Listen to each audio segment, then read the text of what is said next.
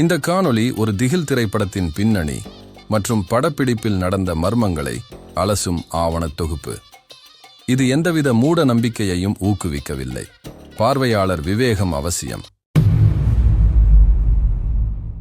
ஒரு நடிகர் ஒரு படத்துக்காக ஓநாய் மனிதன் வேஷம் போடுறாரு. அவரு அந்த கொடூரமான மிருகத்தோட ரூபத்தை எடுத்து கேமரா முன்னாடி நின்னு நடிக்கிறாரு. படம் ஓரளவுக்கு முடியுது. ஆனா அந்த படத்தோட ஷூட்டிங் முடிஞ்ச கொஞ்ச காலத்திலேயே அந்த படக்குழுவில் இருந்த பல பேருக்கு மிகவும் விசித்திரமான விபத்துகள் நடக்க ஆரம்பிக்குது. யாருக்கும் புரியல என்ன நடக்குதுன்னு. செட்ல இருந்தவங்க பல பேர் மர்மமான முறையில காயமடைகிறாங்க. சிலர் நோய்வாய்ப்படுறாங்க. இன்னொரு சிலருக்கு விவரிக்க முடியாத அனுபவங்கள் நடக்குது. இது ஒரு சாபமிடப்பட்ட படம். ஆங்கிலத்தில் சொல்றாங்களே கஸ்ட் மூவி, அந்த மாதிரி ஒரு படம் அப்படின்னு அந்த படக்குழுவே இன்னைக்கு வரைக்கும் நம்பிட்டு இருக்காங்க. இது ஏதோ ஒரு ரசிகர் சொல்ற கதை இல்ல, படத்துல நடிச்சவங்களும் பின்னணியில வேலை பண்ணினவங்களும் சொல்ற அனுபவம். ஸ்டீபன் கிங், இந்த பேரை கேட்டாலே உடம்புல ஒரு சிலிர்ப்பு ஏற்படும். ஹாலிவுட்டோட மிகச்சிறந்த ஹாரர் எழுத்தாளர். தி ஷைனிங், இட், மிசரி, கேரி மாதிரி எத்தனையோ பயங்கரமான கதைகளை எழுதின மனிதர். அந்த ஸ்டீபன் கிங் எழுதின ஒரு கதையை படமா எடுக்கப் போய் நிஜ வாழ்க்கையிலேயே ஒரு த்ரில்லர் அனுபவத்தை சந்திச்ச அந்த படம்தான் சில்வர் புல்லட். 1985 வெளிவந்த இந்த ஹாரர் கிளாசிக் படம் வெறுமனே ஒரு ஓநாய் மனிதன் கதை இல்ல. இந்த படத்தோட ஷூட்டிங் ஸ்பாட்ல நடந்த அந்த நிஜமான மர்மங்கள் என்ன? ஏன் அந்த படத்தோட படப்பிடிப்பு இவ்வளோ பதட்டமா இருந்துச்சு? ஏன் க்ரூ மெம்பர்ஸ் எல்லாம் பயத்துல நடுங்கினாங்க? அந்த ஷூட்டிங் ஸ்பாட்ல நிஜமாவே ஏதோ ஒரு சக்தி இருந்துச்சா? இல்ல இது எல்லாமே வெறும் தற்செயல்களா? ஹாலிவுட்ல நிறைய ஓநாய் மனிதன் படங்கள் வந்திருக்கு. American werewolf in London, the howling wolf மாதிரி பல படங்கள் வந்திருக்கு. ஆனா இந்த படங்கள்ல ஏதோட ஷூட்டிங் ஸ்பாட்லயும் சில்வர் புல்லட் படத்தோட ஷூட்டிங் ஸ்பாட்ல நடந்த மாதிரி மர்மமான சம்பவங்கள் நடக்கல. இதுதான் இந்த படத்தை மற்ற ஓநாய் மனிதன் படங்கள்ல இருந்து வேற லெவல்ல வச்சிருக்கு. இந்த படத்தோட இருண்ட பக்கத்தை, யாரும் பேசாத அந்த மர்மமான கதைகளை இன்னைக்கு நாம விரிவா பார்க்க போறோம். இந்த வீடியோவை கடைசி வரை பாருங்க, ஏன்னா கடைசியில ஒரு பகுதி இருக்கு, அது உங்களை நிஜமாவே யோசிக்க வைக்கும். சரி, முதல்ல இந்த படம் எப்படி உருவாச்சுன்னு பார்க்கலாம். Stephen King 1983 cycle of the werewolf அப்படிங்கிற ஒரு நாவலை எழுதினாரு. இது ஒரு சாதாரண நாவல் இல்ல, இது ஒரு வித்தியாசமான ஃபார்மேட்ல எழுதப்பட்ட கதை. 12 மாதங்களுக்கு ஒவ்வொரு மாதமும் ஒரு அத்தியாயம் வரும். ஒவ்வொரு பௌர்ணமி நாளும் ஒரு கொலை நடக்கும். இந்த ஸ்டைல்லையே இந்த நாவல் ரொம்ப யூனிக்கா இருந்துச்சு. இந்த நாவலோட கதை என்னன்னா, அமெரிக்காவோட ஒரு சின்ன கிராமம், அமைதியான ஊரு, எல்லாரும் ஒருத்தர் தெரிஞ்ச அன்பா வாழ்ற ஒரு சமூகம். ஆனா ஒவ்வொரு பௌர்ணமி இரவும் அந்த ஊர்ல ஒரு கொடூரமான மிருகம் தாக்குதல் நடத்துது. மனிதர்கள் கொல்லப்படுறாங்க. ஆனா யாருக்கும் புரியல அந்த மிருகம் என்னன்னு. அது ஒரு கரடியா, ஒரு ஓநாயா, இல்ல வேற ஏதாவதா? கடைசியில அந்த ஊர்ல இருக்கிற ஒரு சக்கர நாற்காலியில் அமர்ந்து வாழ்க்கை நடத்துற ஒரு சின்ன பையன், அவன் பேரு மார்ட்டி கோஸ்லா, அவன்தான் அந்த மிருகம் ஒரு ஓநாய் மனிதன், அதாவது வேர்வுல்ஃப்னு கண்டுபிடிக்கிறான். இன்னும் ஷாக்கிங் என்னன்னா, அந்த ஓநாய் மனிதன் வேற யாரும் இல்ல, அந்த ஊர்ல எல்லாருக்கும் மிகவும் மரியாதைக்குரிய ஒரு பாதிரியார். ரெவரண்ட் லோவ் அப்படிங்கிற அந்த பாதிரியார் தான் இரவு நேரத்துல ஓநாய் மனிதனா மாறி மனிதர்களை வேட்டையாடுறாரு. இந்த கதையை படமா எடுக்கணும்னு முடிவு பண்ணினாங்க. ஸ்டீபன் கிங் தானே திரைக்கதையை எழுதினாரு. இது ஒரு முக்கியமான விஷயம். பொதுவா ஸ்டீபன் கிங்கோட நாவல்களை வேற திரைக்கதை எழுத்தாளர்கள் தான் அடாப்ட் பண்ணுவாங்க. ஆனா சில்வர் புல்லட் படத்துக்கு கிங் தானே திரைக்கதை எழுதினாரு. இதுல ஒரு சுவாரஸ்யமான பின்னணி இருக்கு. ஸ்டீபன் கிங் திரைக்கதை எழுதும்போது நிறைய மது அருந்திக்கிட்டே எழுதினாருன்னு பின்னாடி அவரே ஒப்புக்கிட்டாரு. அந்த காலகட்டத்துல கிங்குக்கு மது பழக்கமும் போதைப் பொருள் பழக்கமும் தீவிரமா இருந்துச்சு. இது திரைக்கதையோட தரத்தை பாதிச்சிருக்கலாம்னு சில விமர்சகர்கள் சொல்றாங்க. இந்த படத்தை இயக்குனவர் டேனியல் அட்டியாஸ். இவர் ஒரு புதுமுக இயக்குனர். இதுக்கு முன்னாடி அவர் டிவி ப்ரோக்ராம்ஸ் மட்டும்தான் டைரக்ட் பண்ணியிருந்தாரு. ஒரு பெரிய ஹாரர் படத்தை இயக்குற அனுபவம் அவருக்கு இல்ல. இது ஒரு விதத்துல பிரச்சனையா மாறுச்சு. படத்துல நடிச்ச முக்கியமான நடிகர்கள் பத்தி சொல்லணும்னா, கோரி ஹெய்ம் அப்படிங்கிற சின்ன பையன் மார்ட்டி கோஸ்லா ரோல்ல நடிச்சாரு. கோரி ஹெய்ம் அப்ப வெறும் 13 வயசு சிறுவன், ஆனா ரொம்ப டேலண்டட் ஆக்டர். கேரி பியூசி அப்படிங்கிற நடிகர் ஆங்கிள் ரெட் ரோல்ல நடிச்சாரு. இவர் ஒரு அருமையான காமெடி நடிகர். எவரெட் மெக்கில் அப்படிங்கிற நடிகர் அந்த பாதிரியார் ரெவரண்ட் லோவ் ரோல்ல நடிச்சாரு. இவரு தான் அந்த ஓநாய் மனிதனா மாறுற கேரக்டர்.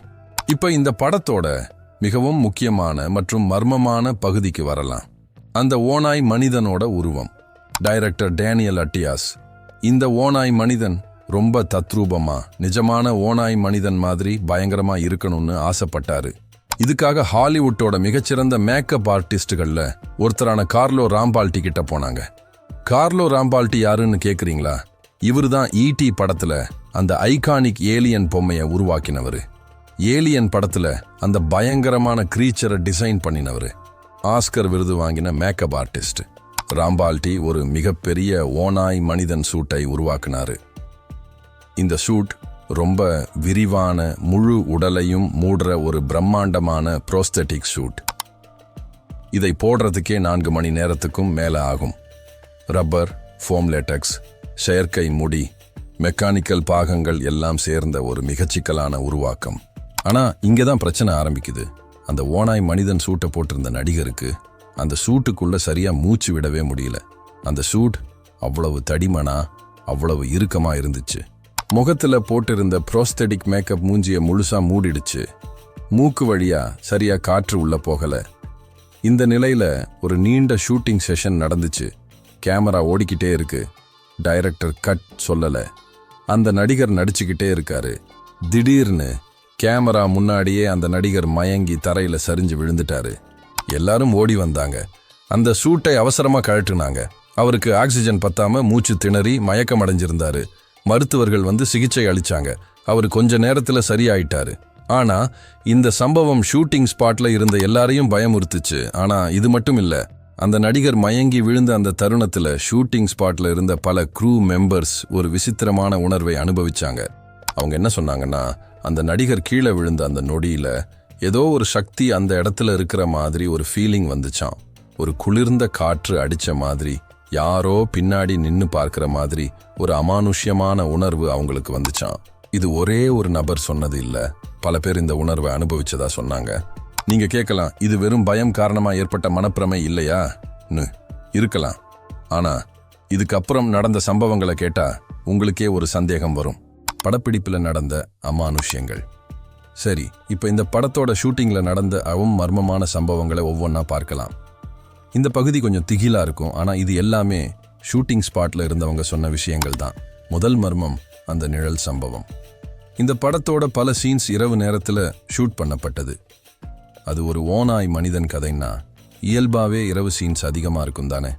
இந்த இரவு ஷூட்டிங்ல ஒரு விசித்திரமான விஷயம் நடந்துச்சு. க்ரூ மெம்பர்ஸ் பலர் ஷூட்டிங் ஸ்பாட்டோட ஓரமா இருட்டான பகுதியில ஒரு மர்மமான நிழல் ஓடுறத பார்த்ததா சொன்னாங்க. இது ஏதாவது விலங்கா இருக்குமோன்னு செக் பண்ணாங்க. ஆனா எந்த விலங்கோட தடயமும் கிடைக்கல. காலடி சுவடுகள் இல்ல, ஒரு மனிதனோட நிழல் மாதிரியும் இல்ல, ஒரு விலங்கோட நிழல் மாதிரியும் இல்ல. ஏதோ ஒரு வடிவம் இல்லாத, ஆனா நிச்சயமா ஏதோ ஒன்னு இருக்குன்னு உணர்ற மாதிரி ஒரு நிழல். இது ஒரு நாள் மட்டும் நடந்ததில்ல, பல இரவுகள்ல இந்த நிழலை பல பேர் பார்த்ததா சொன்னாங்க. 2வது மர்மம், கேமரா மற்றும் லைட்டிங் மர்மம். இது இன்னும் வேற லெவல் பயங்கரம். நைட் ஷூட்டிங் எடுக்கும்போது ஷூட்டிங் ஸ்பாட்ல பிரம்மாண்டமான லைட்ஸ் போடுவாங்க. Film lights, sport lights, flood லைட்ஸ்ன்னு நிறைய லைட்ஸ் இருக்கும். இந்த லைட்ஸ் எல்லாம் ஒரே நேரத்துல எந்த முன்னெச்சரிக்கையும் இல்லாம திடீர்னு ஆஃப் ஆகிடும். படக்குன்னு எல்லா இடமும் இருட்டாகிடும். சரி, பவர் கட் ஆகியிருக்குமோன்னு நினைக்கலாம் தானே. ஆனா இல்ல, ஜெனரேட்டர் ஓடிக்கிட்டே தான் இருக்கும். பவர் சப்ளை கட் ஆகல. ஆனா லைட்ஸ் எல்லாம் ஆஃப் ஆகிடும். இதுக்கும் மேல ஒரு பயங்கரமான விஷயம் என்னன்னா, அந்த லைட்ஸை மறுபடியும் ஆன் பண்ணா அவை ஆன் ஆகும். ஆனா சில லைட்ஸ் பல்புகள் காஞ்சி போயிருக்கும், அதாவது ஃபியூஸ் ஆகிடும். ஆனா எலக்ட்ரிஷியன்ஸ் வந்து முழு வயரிங்கையும் செக் பண்ணா எல்லா வயரிங்கும் சரியாதான் இருக்கும். எந்த ஷார்ட் சர்க்கியூட்டும் இல்ல, எந்த டெக்னிக்கல் பிரச்சனையும் இல்ல. ஆனா பல்புகள் மட்டும் காஞ்சி போயிருக்கும். இது எப்படி சாத்தியம்? எலக்ட்ரிஷியன்ஸ் எல்லாருக்கும் இது ஒரு புதிர். இந்த மாதிரி சம்பவம் ஒரு தடவை 2 தடவை இல்ல, பல தடவை நடந்துச்சு. ஒவ்வொரு முறையும் புதுசா பல்பு போட்டு மறுபடியும் ஷூட்டிங் ஆரம்பிப்பாங்க. கொஞ்ச நேரத்துல மறுபடியும் அதே மாதிரி நடக்கும். இது க்ரூவை மன ரீதியா ரொம்ப பாதிச்சது. 3வது மர்மம், நடிகர்களோட விபத்துகள். இந்த படத்துல நடிச்ச நடிகர்களுக்கு ஷூட்டிங் ஸ்பாட்ல தேவையில்லாம அடிபட்டுக்கிட்டே இருந்துச்சு. ஒரு சீன் ரிஹர்சல் பண்ணும்போது எந்த ஆபத்தும் இல்லாத ஒரு சாதாரண சீன்ல ஒரு நடிகர் கீழே விழுந்து காயம் அடைஞ்சாரு. இன்னொரு நடிகருக்கு திடீர்னு தலைவலி, மயக்கம் வந்துச்சு. வேற ஒரு நடிகருக்கு ஷூட்டிங்ல பயன்படுத்தின ஒரு ப்ராப், அதாவது ஒரு பொருள், அவர் மேல திடீர்னு விழுந்து அடிபட்டுச்சு. சாதாரணமா எந்த ஷூட்டிங் ஸ்பாட்லயும் சின்ன சின்ன விபத்துகள் நடக்கும். ஆனா இந்த படத்தோட ஷூட்டிங்ல நடந்த விபத்துகளோட எண்ணிக்கை சாதாரணத்தை விட மிக அதிகமா இருந்துச்சு. எல்லா விபத்துக்கும் ஒரு லாஜிக்கல் விளக்கம் இல்ல. சில விபத்துகள் எந்த காரணமும் இல்லாம நடந்த மாதிரி தெரிஞ்சது. இதுதான் எல்லாரையும் யோசிக்க வச்சது. 4வது மர்மம், இது மிகவும் பயங்கரமானது. தெரியாத குரல்கள் சம்பவம். ஒரு ஹாரர் படத்தோட ஷூட்டிங்ல இது நடந்தா எப்படி இருக்கும் யோசிச்சு பாருங்க. இந்த படத்தோட ஆடியோ ரெக்கார்டிங்ல, அதாவது சவுண்ட் டிபார்ட்மெண்ட் ரெக்கார்ட் பண்ணின ஆடியோ ட்ராக்ல ஒரு மிகவும் விசித்திரமான விஷயம் கண்டுபிடிக்கப்பட்டது. எந்த டயலாக்கும் இல்லாத ஒரு சீன்ல, அதாவது சைலண்ட் சீன்ல, யாரும் பேசாத ஒரு நிசப்தமான தருணத்துல ஆடியோ ட்ராக்ல ஏதோ ஒரு மனிதனோட மூச்சு விடுற சத்தம் ரெக்கார்ட் ஆயிருக்கு. இது மைக்ரோஃபோன் பக்கத்துல யாராவது நின்னு மூச்சு விட்ட சத்தம் இல்ல. இது ஒரு கனமான, ஆழமான, மிகவும் பயமுறுத்துற மூச்சு சத்தம். ஒரு பெரிய மிருகம் மூச்சு விடுற மாதிரி ஒரு சத்தம். சவுண்ட் என்ஜினியர்கள் இந்த ஆடியோவை அனலைஸ் பண்ணாங்க. இது எந்த டெக்னிக்கல் கிளிட்சும் இல்லைன்னு உறுதி பண்ணாங்க. இது மனிதனோட மூச்சு சத்தம் மாதிரி இருக்கு, ஆனா சாதாரண மனிதனோட மூச்சு சத்தத்தை விட கனமா, ஆழமா இருக்குன்னு சொன்னாங்க. அந்த சீன் ஷூட் ஆகும்போது மைக்ரோஃபோன் பக்கத்துல யாரும் இல்ல. கேமராவுக்கு முன்னாடியும் பின்னாடியும் யாரும் மூச்சு விடல. ஆனா ஆடியோ ட்ராக்ல அந்த மூச்சு சத்தம் இருக்கு. இது இன்னைக்கும் அந்த படக்குழுவினருக்கு ஒரு விடை தெரியாத மர்மம் தான். சிலர் சொல்றாங்க இது வெறும் டெக்னிக்கல் ப்ராப்ளம்னு. வேற சிலர் சொல்றாங்க இல்ல, இது ஏதோ ஒரு அமானுஷ்ய சக்தியோட ஆதாரம்னு. உண்மை என்னன்னு யாருக்கும் தெரியாது. இன்னொரு பயமுறுத்துற விஷயம் என்னன்னா, இந்த படத்தோட சில சீன்ஸை ஒரு அடர்ந்த காட்டு பகுதியில் ஷூட் பண்ணாங்க. அந்த காட்டுல இரவு நேரத்துல ஷூட்டிங் நடக்கும்போது நிஜமான ஓநாய்களோட ஊளை சத்தம் கேட்டுச்சு. இது படத்துக்காக ரெக்கார்ட் பண்ணின சவுண்ட் எஃபெக்ட் இல்ல, நிஜமான ஓநாய்கள் அந்த பகுதியில ஊளையிடுற சத்தம். ஒரு ஓநாய் மனிதன் படம் எடுக்கிற இடத்துல நிஜமான ஓநாய்கள் ஊளையிடுதுன்னா அது க்ரூவுக்கு எவ்வளவு பயமா இருந்திருக்கும் நினைச்சு பாருங்க. 5வது மர்மம், வெதர் சம்பவம். இந்த படத்தோட ஷூட்டிங் நார்த் கரோலினாவில நடந்துச்சு. 1984 ஷூட்டிங் ஆரம்பிச்சாங்க. ஷூட்டிங் ஆரம்பிச்ச நாள்ல இருந்தே வானிலை ரொம்ப மோசமா இருந்துச்சு. திடீர்னு மழை வரும், கடுமையான காற்று அடிக்கும். ஷூட்டிங் செட்ல இருந்த சில பொருட்கள் காற்றுல பறந்து போகும். இது வானிலை மாற்றம்தான்னு சொல்லலாம். ஆனா சுவாரஸ்யமான விஷயம் என்னன்னா, ஷூட்டிங் ஸ்பாட்ல மட்டும்தான் இந்த மோசமான வானிலை இருக்கும். ஷூட்டிங் ஸ்பாட்டை விட்டு ஒரு சில கிலோமீட்டர் தள்ளி போனா வானிலை நார்மலா இருக்கும். இது ஒரு கோஇன்சிடென்ஸா இல்ல வேற ஏதாவதா யாருக்கும் பதில் தெரியல. படப்பிடிப்புல நடந்த அமானுஷ்யங்கள்.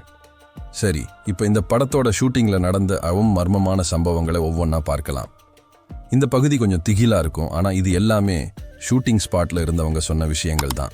முதல் மர்மம், அந்த நிழல் சம்பவம். இந்த படத்தோட பல சீன்ஸ் இரவு நேரத்துல ஷூட் பண்ணப்பட்டது. அது ஒரு ஓநாய் மனிதன் கதைன்னா இயல்பாவே இரவு சீன்ஸ் அதிகமா இருக்கும் தானே. இந்த இரவு ஷூட்டிங்ல ஒரு விசித்திரமான விஷயம் நடந்துச்சு. க்ரூ மெம்பர்ஸ் பலர் ஷூட்டிங் ஸ்பாட்டோட ஓரமா இருட்டான பகுதியில ஒரு மர்மமான நிழல் ஓடுறத பார்த்ததா சொன்னாங்க. இது ஏதாவது விலங்கா இருக்குமோன்னு செக் பண்ணாங்க. ஆனா எந்த விலங்கோட தடயமும் கிடைக்கல. காலடி சுவடுகள் இல்ல, ஒரு மனிதனோட நிழல் மாதிரியும் இல்ல, ஒரு விலங்கோட நிழல் மாதிரியும் இல்ல. ஏதோ ஒரு வடிவம் இல்லாத, ஆனா நிச்சயமா ஏதோ ஒன்னு இருக்குன்னு உணர்ற மாதிரி ஒரு நிழல். இது ஒரு நாள் மட்டும் நடந்ததில்ல, பல இரவுகள்ல இந்த நிழலை பல பேர் பார்த்ததா சொன்னாங்க. 2வது மர்மம், கேமரா மற்றும் லைட்டிங் மர்மம். இது இன்னும் வேற லெவல் பயங்கரம். நைட் ஷூட்டிங் எடுக்கும்போது ஷூட்டிங் ஸ்பாட்ல பிரம்மாண்டமான லைட்ஸ் போடுவாங்க. Film lights, sport lights, flood லைட்ஸ்ன்னு நிறைய லைட்ஸ் இருக்கும். இந்த லைட்ஸ் எல்லாம் ஒரே நேரத்துல எந்த முன்னெச்சரிக்கையும் இல்லாம திடீர்னு ஆஃப் ஆகிடும். படக்குன்னு எல்லா இடமும் இருட்டாகிடும். சரி, பவர் கட் ஆகியிருக்குமோன்னு நினைக்கலாம் தானே. ஆனா இல்ல, ஜெனரேட்டர் ஓடிக்கிட்டே தான் இருக்கும். பவர் சப்ளை கட் ஆகல, ஆனா லைட்ஸ் எல்லாம் ஆஃப் ஆகிடும். இதுக்கும் மேல ஒரு பயங்கரமான விஷயம் என்னன்னா, அந்த லைட்ஸை மறுபடியும் ஆன் பண்ணா அவை ஆன் ஆகும். ஆனா சில லைட்ஸ் பல்புகள் காஞ்சி போயிருக்கும், அதாவது ஃபியூஸ் ஆகிடும். ஆனா எலக்ட்ரிஷியன்ஸ் முழு வயரிங்கையும் செக் பண்ணா எல்லா வயரிங்கும் சரியா தான் இருக்கும். எந்த ஷார்ட் சர்க்கியூட்டும் இல்ல, எந்த டெக்னிக்கல் பிரச்சனையும் இல்ல. ஆனா பல்புகள் மட்டும் காஞ்சி போயிருக்கும். இது எப்படி சாத்தியம்? எலக்ட்ரிஷியன்ஸ் எல்லாருக்கும் இது ஒரு புதிர். இந்த மாதிரி சம்பவம் ஒரு தடவை 2 தடவை இல்ல, பல தடவை நடந்துச்சு. ஒவ்வொரு முறையும் புதுசா பல்பு போட்டு மறுபடியும் ஷூட்டிங் ஆரம்பிப்பாங்க. கொஞ்ச நேரத்துல மறுபடியும் அதே மாதிரி நடக்கும். இது க்ரூவை மன ரீதியா ரொம்ப பாதிச்சது. மூன்றாவது மர்மம், நடிகர்களோட விபத்துகள். இந்த படத்துல நடிச்ச நடிகர்களுக்கு ஷூட்டிங் ஸ்பாட்ல தேவையில்லாம அடிபட்டுக்கிட்டே இருந்துச்சு. ஒரு சீன் ரிஹர்சல் பண்ணும்போது எந்த ஆபத்தும் இல்லாத ஒரு சாதாரண சீன்ல ஒரு நடிகர் கீழே விழுந்து காயமடைஞ்சாரு. இன்னொரு நடிகருக்கு திடீர்னு தலைவலி, மயக்கம் வந்துச்சு. வேற ஒரு நடிகருக்கு ஷூட்டிங்ல பயன்படுத்தின ஒரு ப்ராப், அதாவது ஒரு பொருள், அவர் மேல திடீர்னு விழுந்து அடிபட்டுச்சு. சாதாரணமா எந்த ஷூட்டிங் ஸ்பாட்லயும் சின்ன சின்ன விபத்துகள் நடக்கும். ஆனா இந்த படத்தோட ஷூட்டிங்ல நடந்த விபத்துகளோட எண்ணிக்கை சாதாரணத்தை விட மிக அதிகமா இருந்துச்சு. எல்லா விபத்துக்கும் ஒரு லாஜிக்கல் விளக்கம் இல்லை. சில விபத்துகள் எந்த காரணமும் இல்லாம நடந்த மாதிரி தெரிஞ்சது. இதுதான் எல்லாரையும் யோசிக்க வச்சது. நான்காவது மர்மம், இது மிகவும் பயங்கரமானது. தெரியாத குரல்கள் சம்பவம். ஒரு ஹாரர் படத்தோட ஷூட்டிங்ல இது நடந்தா எப்படி இருக்கும் யோசிச்சு பாருங்க. இந்த படத்தோட ஆடியோ ரெக்கார்டிங்ல, அதாவது சவுண்ட் டிபார்ட்மெண்ட் ரெக்கார்ட் பண்ணின ஆடியோ ட்ராக்ல ஒரு மிகவும் விசித்திரமான விஷயம் கண்டுபிடிக்கப்பட்டது. எந்த டயலாக்கும் இல்லாத ஒரு சீன்ல, அதாவது சைலண்ட் சீன்ல, யாரும் பேசாத ஒரு நிசப்தமான தருணத்துல ஆடியோ ட்ராக்ல ஏதோ ஒரு மனிதனோட மூச்சு விடுற சத்தம் ரெக்கார்ட் ஆயிருக்கு. இது மைக்ரோஃபோன் பக்கத்துல யாராவது நின்னு மூச்சு விட்ட சத்தம் இல்ல. இது ஒரு கனமான, ஆழமான, மிகவும் பயமுறுத்துற மூச்சு சத்தம். ஒரு பெரிய மிருகம் மூச்சு விடுற மாதிரி ஒரு சத்தம். சவுண்ட் என்ஜினியர்கள் இந்த ஆடியோவை அனலைஸ் பண்ணாங்க. இது எந்த டெக்னிக்கல் கிளிட்சும் இல்லைன்னு உறுதி பண்ணாங்க. இது மனிதனோட மூச்சு சத்தம் மாதிரி இருக்கு, ஆனா சாதாரண மனிதனோட மூச்சு சத்தத்தை விட கனமா, ஆழமா இருக்குன்னு சொன்னாங்க. அந்த சீன் ஷூட் ஆகும்போது மைக்ரோஃபோன் பக்கத்துல யாரும் இல்ல. கேமராவுக்கு முன்னாடியும் பின்னாடியும் யாரும் மூச்சு விடல. ஆனா ஆடியோ ட்ராக்ல அந்த மூச்சு சத்தம் இருக்கு. இது இன்னைக்கும் அந்த படக்குழுவினருக்கு ஒரு விடை தெரியாத மர்மம் தான். சிலர் சொல்றாங்க இது வெறும் டெக்னிக்கல் ப்ராப்ளம்னு. வேற சிலர் சொல்றாங்க இல்ல, இது ஏதோ ஒரு அமானுஷ்ய சக்தியோட ஆதாரம்னு. உண்மை என்னன்னு யாருக்கும் தெரியாது. இன்னொரு பயமுறுத்துற விஷயம் என்னன்னா, இந்த படத்தோட சில சீன்ஸை ஒரு அடர்ந்த காட்டு பகுதியில ஷூட் பண்ணாங்க. அந்த காட்டுல இரவு நேரத்துல ஷூட்டிங் நடக்கும்போது நிஜமான ஓநாய்களோட ஊளை சத்தம் கேட்டுச்சு. இது படத்துக்காக ரெக்கார்ட் பண்ணின சவுண்ட் எஃபெக்ட் இல்ல, நிஜமான ஓநாய்கள் அந்த பகுதியில ஊளையிடுற சத்தம். ஒரு ஓநாய் மனிதன் படம் எடுக்கிற இடத்துல நிஜமான ஓநாய்கள் ஊளையிடுதுன்னா அது க்ரூவுக்கு எவ்வளவு பயமா இருந்திருக்கும் நினைச்சு பாருங்க. ஐந்தாவது மர்மம், வெதர் சம்பவம். இந்த படத்தோட ஷூட்டிங் நார்த் கரோலினாவில் நடந்துச்சு. 1984 ஷூட்டிங் ஆரம்பிச்சாங்க. ஷூட்டிங் ஆரம்பிச்ச நாள்ல இருந்தே வானிலை ரொம்ப மோசமா இருந்துச்சு. திடீர்னு மழை வரும், கடுமையான காற்று அடிக்கும். ஷூட்டிங் செட்ல இருந்த சில பொருட்கள் காற்றுல பறந்து போகும். இது வானிலை மாற்றம்தான்னு சொல்லலாம். ஆனா சுவாரஸ்யமான விஷயம் என்னன்னா, ஷூட்டிங் ஸ்பாட்ல மட்டும்தான் இந்த மோசமான வானிலை இருக்கும். ஷூட்டிங் ஸ்பாட்டை விட்டு ஒரு சில கிலோமீட்டர் தள்ளி போனா வானிலை நார்மலா இருக்கும். இது ஒரு கோஇன்சிடென்ஸா இல்ல வேற ஏதாவதா யாருக்கும் பதில் தெரியல. அந்த சாபத்தின் நீட்சி. இப்ப நாம இந்த படத்தோட ஷூட்டிங்குக்கு அப்புறம் நடந்த விஷயங்களை பார்க்கலாம். ஷூட்டிங் ஸ்பாட்ல நடந்த மர்மங்கள் ஒரு பக்கம் இருக்கு. ஆனா படம் ரிலீஸ் ஆன பிறகு இந்த படத்தோட தொடர்புடைய சிலருக்கு நடந்த விஷயங்கள் இன்னும் பயங்கரம். இந்த மர்மமான சம்பவங்கள் எல்லாம் சேர்ந்து ஷூட்டிங் கிட்டத்தட்ட பாதியிலேயே நிக்கிற நிலைமைக்கு போயிடுச்சு. க்ரூ மெம்பர்ஸ் பலர் வேலையை விட்டுட்டு போயிட்டாங்க. எங்களுக்கு பயமா இருக்கு, நாங்க இனிமேல் இந்த ஷூட்டிங்ல வேலை பண்ண மாட்டோம்னு நேரடியா சொல்லிட்டு போயிட்டாங்க. புதுசா ஆள் போடுறது கஷ்டமா இருந்துச்சு. ஏன்னா இந்த ஷூட்டிங் ஸ்பாட்ல மர்மமான விஷயங்கள் நடக்குதுன்னு வார்த்தை பரவிடுச்சு. டைரக்டர் டேனியல் அட்டியாஸ் என்ன பண்ணாருன்னு கேக்குறீங்களா? அவரு ஒரு ஆச்சரியமான முடிவை எடுத்தாரு. அவரு ஒரு உண்மையான கத்தோலிக்க பாதிரியாரை, ஒரு பிரீஸ்டை ஷூட்டிங் ஸ்பாட்டுக்கு கூட்டிட்டு வந்தாரு. அந்த பாதிரியார் வந்து ஷூட்டிங் ஸ்பாட் முழுக்க புனித நீர் தெளிச்சு பிரார்த்தனை பண்ணாரு. ஒரு முறையான ஆசீர்வாத சடங்கு நடத்தப்பட்டது. இது கேட்கறதுக்கு கொஞ்சம் வேடிக்கையா இருக்கலாம். ஒரு ஹாலிவுட் ஷூட்டிங் ஸ்பாட்ல பாதிரியார் வந்து பிரார்த்தனை பண்றதா? ஆனா இது நிஜமாவே நடந்தது. டைரக்டருக்கு வேற வழி தெரியல. க்ரூ மெம்பர்ஸ் பயத்துல நடுங்குறாங்க. ஷூட்டிங் நிக்கிற நிலைமை, ஏதாவது பண்ணணும். சுவாரஸ்யமான விஷயம் என்னன்னா, அந்த பாதிரியார் வந்து பிரார்த்தனை பண்ணின பிறகு ஷூட்டிங் ஸ்பாட்ல மர்மமான சம்பவங்கள் குறைஞ்சதா சொல்றாங்க. லைட்ஸ் பிரச்சனை நின்னுச்சு, மர்மமான நிழல்கள் தெரியல, ஆடியோ ட்ராக்ல விசித்திரமான சத்தங்கள் வரல, ஷூட்டிங் நார்மலா போச்சு. இதை நம்புறீங்களா இல்லையான்னு உங்க சாய்ஸ். ஆனா இது நடந்தது. ஆனா அந்த பாதிரியாரோட பிரார்த்தனைக்கு அப்புறமும் இந்த படத்தோட சாபம் முழுசா போச்சான்னு கேட்டா இல்லைன்னு சொல்லணும்.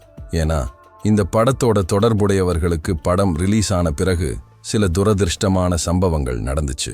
கோரி ஹெய்ம் இந்த படத்துல மார்ட்டி கோஸ்லா ரோல்ல நடிச்ச அந்த சிறுவன் அவர் பின்னாடி ஹாலிவுட்ல ஒரு பிரபலமான நடிகரா வளர்ந்தாரு. The lost boys, license to drive மாதிரி பல ஹிட் படங்கள்ல நடிச்சாரு. ஆனா அவரோட வாழ்க்கை சோகமா முடிஞ்சது.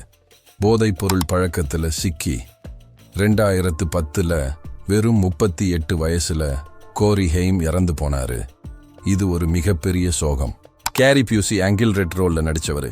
அவருக்கும் பின்னாடி பல உடல்நல பிரச்சனைகள் வந்துச்சு. இருண்ட காலகட்டங்களை அவரு கடந்தாரு. எவரெட் மெக்கில் பாதிரியார் ரோல்ல நடிச்சவரு. அவரோட கரியர் இந்த படத்துக்கு அப்புறம் பெருசா வளரல. அவரு திறமையான நடிகர் தான், ஆனா பெரிய வெற்றிகள் கிடைக்கல. இந்த எல்லா விஷயங்களையும் சேர்த்து பார்க்கும் பொழுது சில ரசிகர்கள் என்ன சொல்றாங்கன்னா, சில்வர் புல்லட் படத்தோட கதையை படமா எடுக்கிறப்பவே ஏதோ ஒரு ஓநாய் மனிதனோட ஆவி அல்லது சாபம் அந்த செட்டுக்குள்ள வந்துருச்சு. அது ஷூட்டிங் ஸ்பாட்ல மர்மமான சம்பவங்களை நடத்துச்சு. படம் முடிஞ்ச பிறகும் அந்த சாபம் படக்குழுவை விட்டு போகல. இதை நம்புறவங்க நம்புறாங்க, நம்பாதவங்க இது எல்லாமே வெறும் தற்செயல் நிகழ்வுகள் தான் சொல்றாங்க. ஸ்டீபன் கிங் மற்றும் சாபமிடப்பட்ட படங்கள். ஒரு சுவாரஸ்யமான விஷயம் சொல்லணும். சில்வர் புல்லட் மட்டும் இல்ல, ஸ்டீபன் கிங்கோட பல படங்கள்ல இந்த மாதிரி மர்மமான சம்பவங்கள் நடந்திருக்கு. தி ஷைனிங் படம் ஷூட்டிங்ல ஸ்டான்லி குப்ரிக் ஜாக் நிக்கல்சனை மன ரீதியா ரொம்ப கஷ்டப்படுத்தினாரு. பெட் சிமெட்டரி படத்தோட ஷூட்டிங் ஸ்பாட்ல விசித்திரமான சம்பவங்கள் நடந்ததா சொல்றாங்க.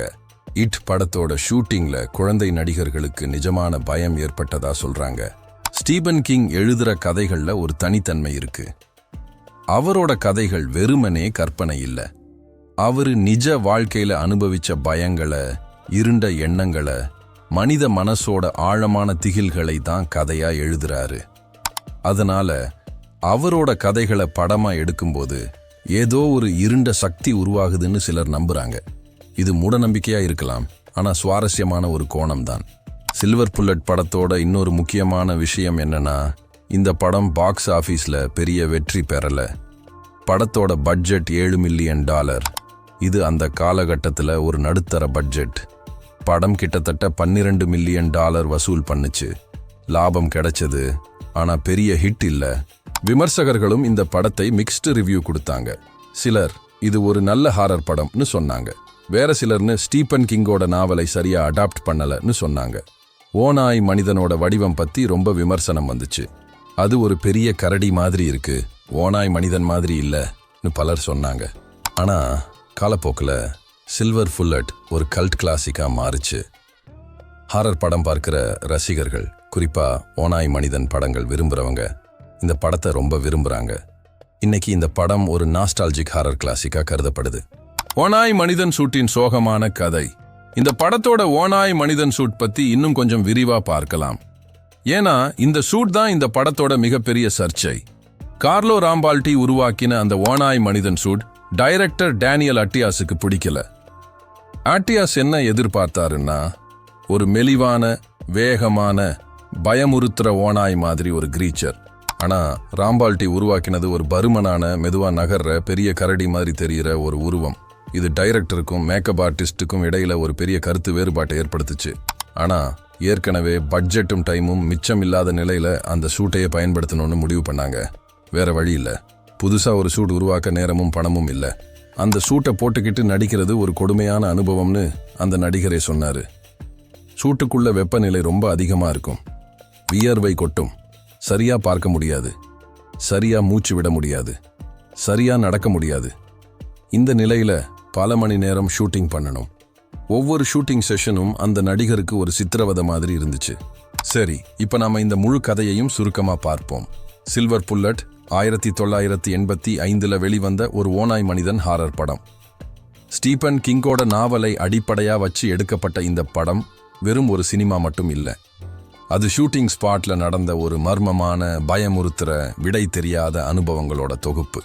மர்மமான நிழல்கள், காரணமில்லாம அணையிற லைட்ஸ், யாருக்கும் புரியாத மூச்சு சத்தங்கள், ஓநாய் மனிதன் சூட்டுக்குள்ள மயங்கி விழுந்த நடிகர், பாதிரியாரை கூட்டிட்டு வந்து பிரார்த்தனை பண்ணின டைரக்டர், இதெல்லாம் ஒரு ஹாரர் படத்தோட கதை மாதிரி இருக்கு.